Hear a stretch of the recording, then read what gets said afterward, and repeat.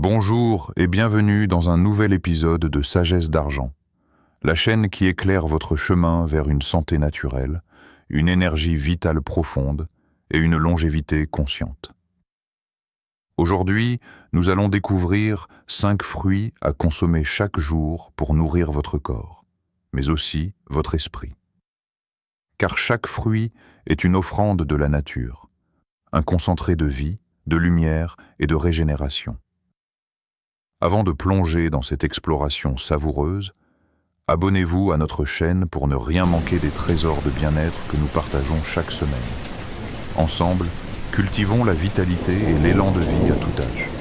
À tout âge. Respirez. Installez-vous confortablement et laissez la nature vous parler à travers ses fruits les plus puissants.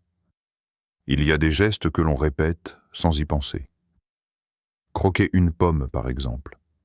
Un geste simple, presque automatique. Mais quand avez-vous mangé une pomme? En silence, sans distraction, sans bruit autour. Juste vous, le fruit, et ce murmure presque imperceptible qu'elle adresse à votre corps. La pomme, dans son humilité ronde et familière, ne cherche pas à briller. Elle n'attire pas les regards comme la mangue ou l'ananas. Elle est Zlawa, depuis toujours, comme une présence discrète au cœur des saisons. Et pourtant, elle détient un pouvoir oublié, celui de rééquilibrer ce qui vacille en nous. La simplicité est la forme de sophistication ultime, disait Léonard de Vinci. Ce fruit incarne cette vérité avec grâce. Il n'est pas spectaculaire, mais il est essentiel. En médecine ancienne, on voyait en elle une forme d'équilibre naturel, une alchimie entre les éléments, l'air dans son croquant, l'eau dans son jus, la terre dans sa chair nourrissante, et même un peu de feu dans sa fermentation invisible qui stimule la digestion. La pomme contient de la quercétine, un antioxydant silencieux qui protège les cellules comme un bouclier de lumière. Ces fibres, elles, tracent un chemin doux dans l'intestin, caressant les parois, nettoyant sans sûreté. Elle soutient le foie, allège les reins, régule le sucre, mais surtout, elle calme. Elle apaise ce feu intérieur qui parfois s'emballe avec l'âge, ce feu du stress, de la colère, de l'agitation mentale. Les anciens disaient qu'elle portait l'énergie de la clarté. Une clarté subtile, pas la lumière violente d'un projecteur, mais la lueur tendre d'une lanterne dans la nuit. Manger une pomme en conscience, c'est laisser cette lanterne éclairer doucement son toilette. Les pensées floues, les émotions retenues, les tensions corporelles. C'est un fruit qui recentre, qui ramène au centre du cercle. Là où tout est plus calme, là où le souffle retrouve son rythme, là où le cœur bat avec moins de précipitation. Car la longévité, vous le savez, ne vient pas de ce que l'on accumule, mais de ce que l'on équilibre. Une pomme par jour éloigne le médecin, pourvu qu'on la croque avec conscience. Ce proverbe, souvent cité à la légère, devient puissant quand on le vit. Car il ne parle pas seulement de prévention, il parle de présence, de lenteur, de gratitude.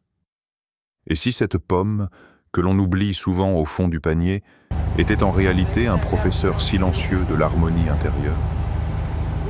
Écoutez-la la prochaine fois. Elle ne parle pas fort, mais elle sait. Il y a des matins où le corps se lève, mais l'âme reste couchée. Vous connaissez peut-être cette sensation, une fatigue qui ne s'explique pas, une lumière intérieure qui vacille comme une flamme au vent. Et si ce n'était pas le manque de sommeil, mais le manque de soleil? Dans vos cellules, l'orange ne se contente pas de nourrir. Elle illumine. Elle est le fruit du feu bienveillant, de l'énergie diffuse qui réveille sans brusquer, de cette lumière dorée qui vient vous chercher là où vous vous êtes oublié. Là où le soleil entre, la maladie fuit, dit un ancien proverbe perse. Et l'orange, dans sa rondeur éclatante, est une forme condensée de soleil. Chaque gousse est une cellule solaire, gorgée de vitamine C, mais aussi de ce que la science ne peut pas mesurer. La chaleur subtile de la vie.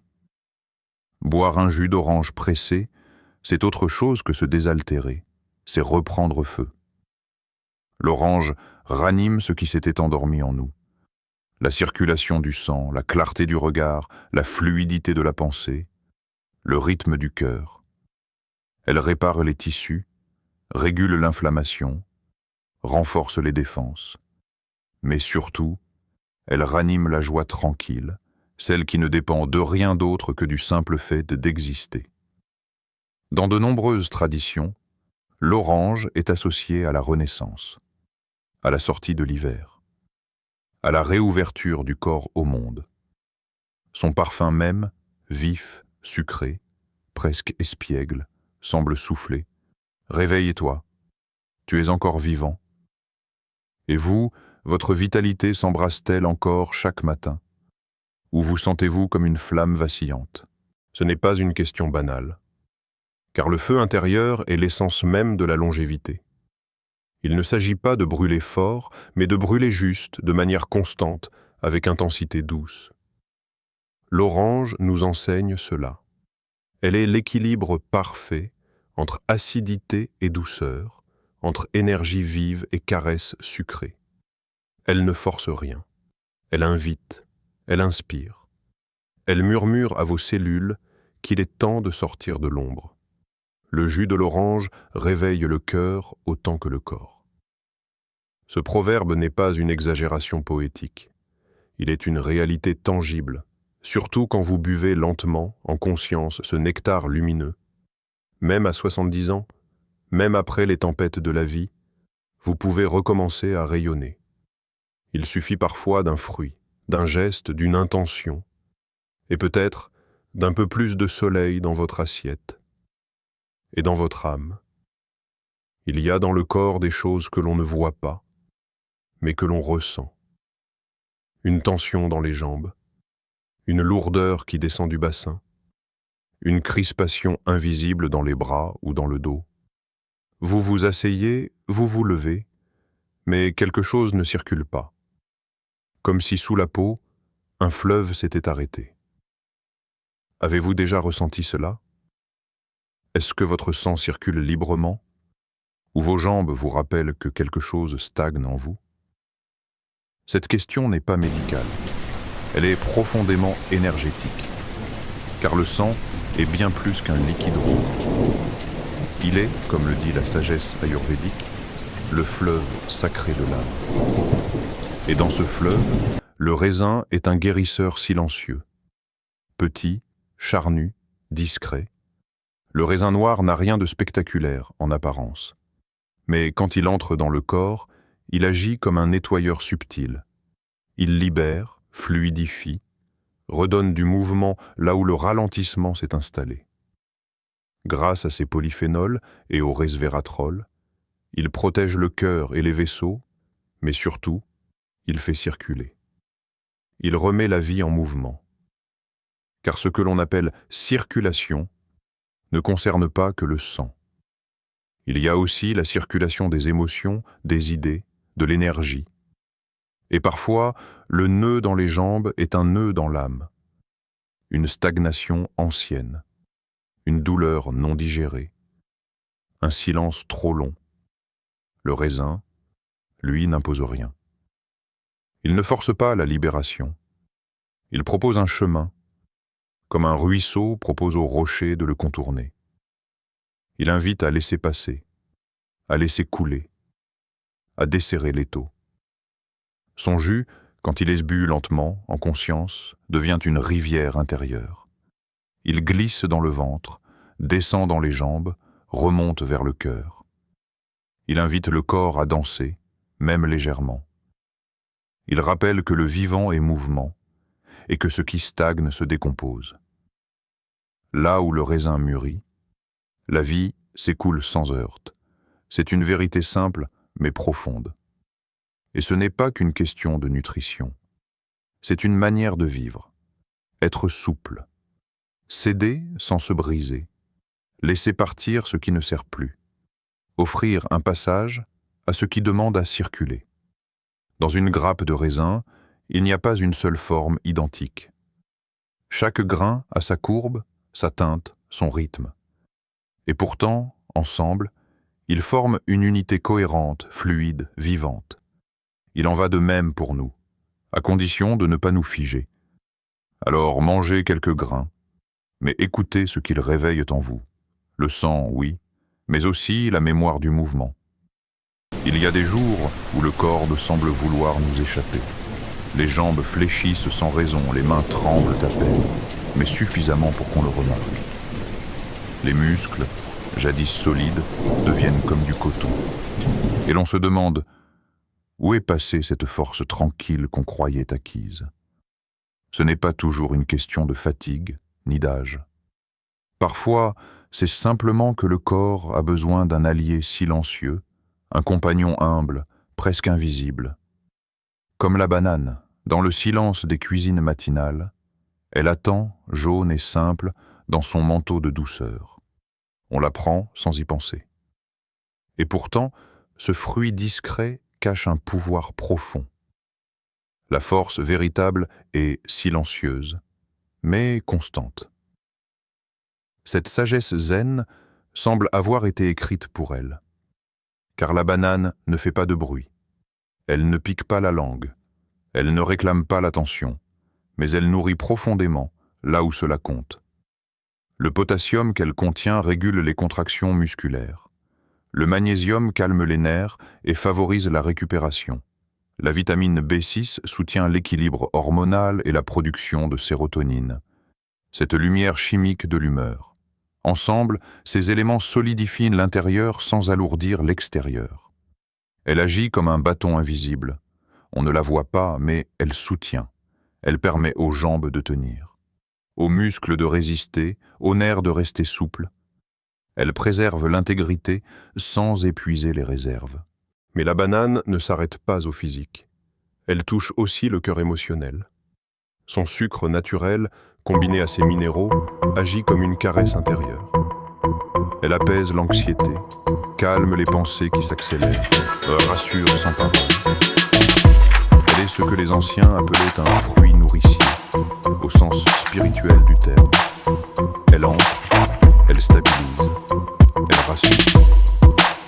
Une banane par jour, et les jambes suivent sans faillir. Ce proverbe peut faire sourire, mais il est plus profond qu'il n'y paraît. Il parle de constance, de fidélité du corps à l'âme, de ce lien que l'on entretient par des gestes simples et répétés. La banane ne cherche pas à briller, elle ne réclame pas d'honneur, mais elle est là quand vous avez besoin d'elle. Et parfois, cela suffit à faire toute la différence. Mangez-la lentement, avec gratitude. Sentez comme elle vous ramène dans votre axe, comme une main invisible qui redresse doucement votre colonne énergétique, votre verticalité d'être. Car vieillir, ce n'est pas perdre la force. C'est apprendre à la reconnaître dans ce qui est silencieux, constant et profondément vivant. Il est des souvenirs qui ne s'écrivent pas mais qui se goûtent. Ils n'ont ni date ni phrase précise. Ce sont des élans, des impressions, une lumière qui filtrait à travers une fenêtre, un rire dans une cuisine d'enfance, une odeur douce que l'on n'a jamais vraiment identifiée mais qui revient intacte dès qu'on ferme les yeux. Et parfois, ces souvenirs dansent encore sans nous. Parfois, ils se dissipent comme un parfum trop lointain. La mangue, elle, est une clé de ce royaume intérieur. Non seulement pour la mémoire du cerveau, mais aussi pour celle du cœur. Cette mémoire émotionnelle, affective, presque charnelle. Son parfum est celui des tropiques et de la tendresse. Sa chair, douce et dorée, évoque la sensualité du vivant, le plaisir simple d'être en lien avec ce que l'on ressent. Rien n'est dur dans la mangue. Tout est rondeur, chaleur, lenteur. Elle vous prend par la main pour vous ramener à vous-même. Elle est une source généreuse de vitamines A, E, C et B9 qui nourrissent la peau, la vue, les cellules, mais surtout les neurones de la mémoire. Elle protège, revitalise, éclaire les circuits parfois fatigués de notre esprit. Mais là encore, elle ne se limite pas à une fonction biologique. Dans la tradition ayurvédique, la mangue est associée à l'intelligence du cœur, celle qui ne raisonne pas mais qui se souvient avec le corps entier. Manger une mangue, c'est convoquer des souvenirs enfouis. C'est parfois verser une larme sans raison, simplement parce qu'un souvenir s'est réveillé. Elle nous reconnecte aux tendresses silencieuses, aux élans oubliés, à ces moments que l'on croyait perdus, mais qui sommeillaient là, juste sous la surface. Ce que l'on nourrit aujourd'hui éclaire le souvenir de demain. Ce proverbe indien nous invite à ne pas négliger l'instant, car chaque moment vécu en conscience devient une graine de mémoire vivante.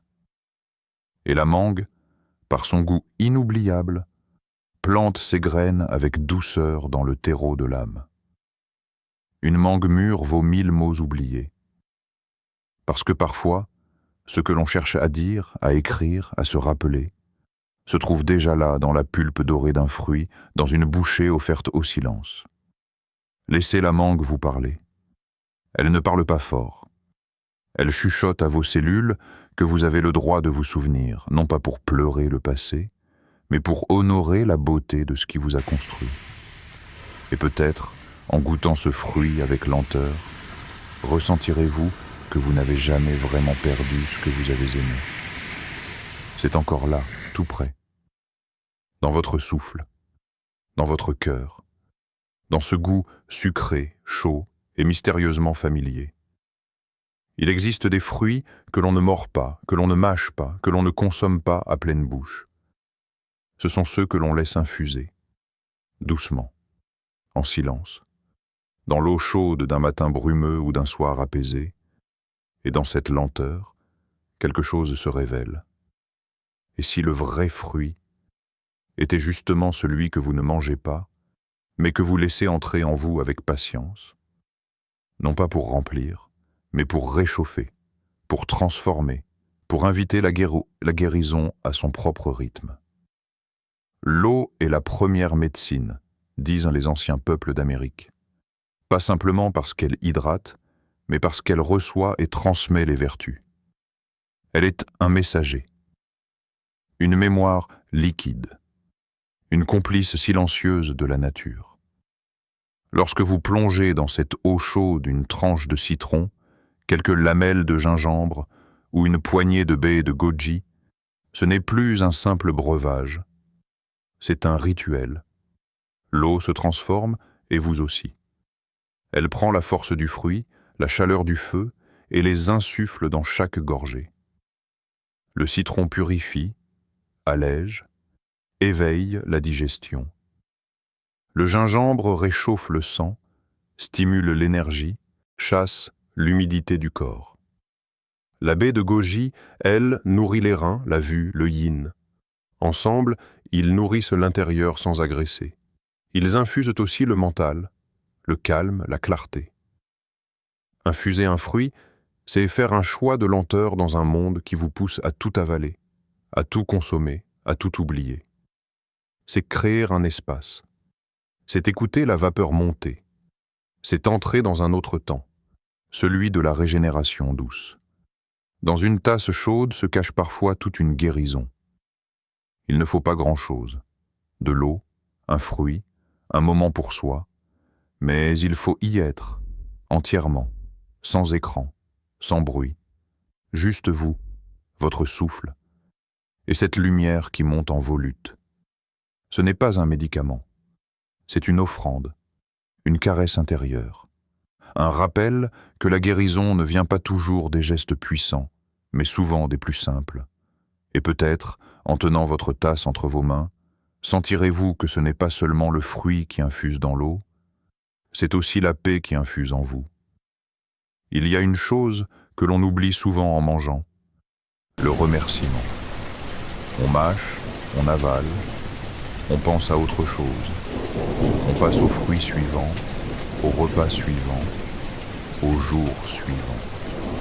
Mais rarement on s'arrête pour dire merci, pour ressentir la précieuse offrande que l'on tient entre ses mains. Et pourtant, combien de fois avez-vous mangé sans remercier? Dans la tradition soufie, on dit « Ce que tu reçois sans gratitude devient poids. Ce que tu honores devient lumière. » Et c'est là, peut-être, le fruit le plus puissant de tous, la gratitude. Ce fruit sans peau ni pulpe, mais qui transforme tout ce qu'il touche. Aujourd'hui, la science rejoint les mystiques. La gratitude agit sur le système immunitaire, le sommeil, la digestion et même la longévité. Non pas comme une pensée magique, mais comme un réajustement profond de l'état intérieur. Remercier, ce n'est pas une politesse. C'est un acte biologique, spirituel, vibratoire. Manger une fraise, une figue, une amande, c'est absorber quelque chose du vivant. Une mémoire végétale. Un fragment de lumière, né de la terre, de l'eau, du soleil. Et quand ce geste s'accompagne d'un simple « merci », même silencieux, tout s'intensifie. Le goût devient plus net, la digestion plus fluide, le corps plus réceptif. Car ce que vous absorbez avec amour se transforme en lumière intérieure. Pensez-y, un fruit qui pousse ne se plaint jamais. Il donne, sans attendre. Il mûrit, il se détache, il se propose. Et vous, l'accueillez-vous en conscience? Ou le traitez-vous comme une simple marchandise? Remercier chaque fruit, c'est nourrir deux fois, le corps et l'âme. C'est faire de chaque bouchée un rituel, un acte sacré, une communion discrète avec la nature, avec vous-même, avec ce qui vous dépasse. Vous n'avez pas besoin de grand-chose, juste un souffle, une pause, une attention. Laissez vos mains sentir la texture. Laissez vos yeux contempler la forme. Laissez vos papilles saluer la douceur, l'acidité, la chaleur. Et puis, dites merci. Sans voix, mais avec le cœur. Car dans ce remerciement silencieux se cache une vérité ancienne. La gratitude transforme le quotidien en miracle. Et peut-être, ce soir-là, ce fruit n'aura pas juste rempli votre ventre. Il aura nourri votre lien au vivant et ravivé en vous une force oubliée, celle de reconnaître, d'honorer et d'aimer. Il y a un fruit que vous ne trouverez sur aucun marché, dans aucun panier, dans aucun rayon. Il ne pousse ni dans les arbres, ni dans la terre. Il pousse en vous. Ce fruit, c'est la patience. Il ne se croque pas. Il ne s'avale pas. Il ne fond pas sur la langue. Il se cultive, en silence, jour après jour, dans la terre profonde de votre être. Et pourtant, il est sans doute le plus nourrissant de tous. Êtes-vous encore capable d'attendre que la vie mûrisse en vous? Dans ce monde qui accélère tout, qui veut tout de suite, les résultats, la guérison, la jeunesse, le changement, il devient presque révolutionnaire d'apprendre à attendre, d'écouter le corps, de respecter ses lenteurs, de laisser les choses se faire, sans arracher, sans précipiter. Tout fruit mûrit en son temps, et toute sagesse se récolte en silence, dit la philosophie taoïste. Et vous, où en êtes-vous de cette récolte? Êtes-vous prêt à patienter pour que votre énergie revienne? Pour que votre souffle s'approfondisse? Pour que votre cœur s'allège à son propre rythme? Car le corps, tout comme la nature, ne guérit pas à la demande. Il répond à l'attention, à l'amour et au temps. La patience n'est pas de la passivité. C'est une forme active d'alignement avec la vie. C'est une présence continue, une écoute subtile, un respect sacré pour les cycles qui nous traversent. C'est dire, je ne force rien, je laisse faire, je reste. Le fruit cueilli trop tôt ne nourrit que la hâte. Il est dur, amer, parfois indigeste. Il donne l'illusion de la satiété, mais ne tient pas dans le temps. À l'inverse, ce que vous laissez mûrir, dans votre cœur, dans votre esprit, dans vos habitudes de vie, vous nourrit bien au-delà du moment. Cultiver la patience, c'est préparer le sol pour tous les autres fruits. La clarté de la pomme, la lumière de l'orange, la fluidité du raisin, la stabilité de la banane, la tendresse de la mangue, la chaleur de l'infusion, la lumière de la gratitude. Tous prennent racine dans ce sol invisible qu'est votre capacité à attendre, à faire confiance, à rester. Il n'y a rien à forcer, rien à accélérer. Tout ce que vous cherchez vient à vous lorsque vous êtes prêt à l'accueillir. Alors aujourd'hui, respirez profondément. Laissez-vous mûrir, vous aussi. Et souvenez-vous, vous êtes déjà en train de devenir ce que vous attendez.